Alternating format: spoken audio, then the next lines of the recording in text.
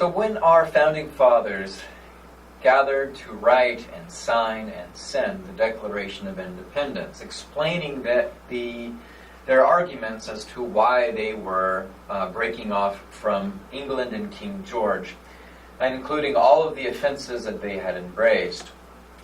They included the lines that have been written down and inscribed in monuments and memorized by many people around the world, that included the sentiments said, quote, that all men were created equal and were endowed by their Creator with certain unalienable rights, that among these are life, liberty, keyword there, liberty, and the pursuit of happiness. Now, when the founders wrote this, what did they envision?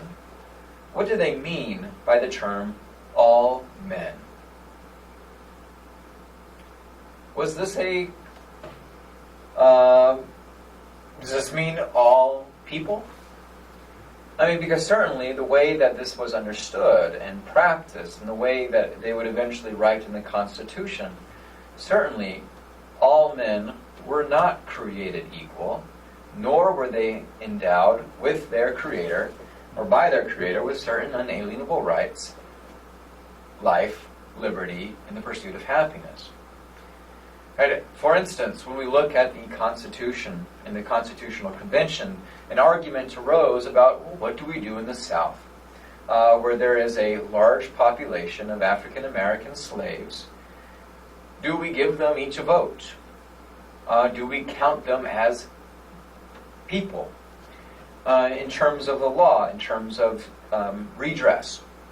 And the 3/5 Compromise determined that slaves would not count equal to their white counterparts.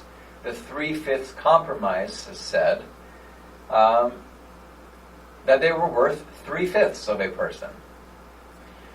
And so in that designation itself, it suggests, in my mind, that African American slaves in the 18th century and 19th century were not considered men. They were not considered of the same race, the same species, the same genus perhaps, as other Americans. And I find in that sentiment certainly some ideas that are very problematic. You may as well.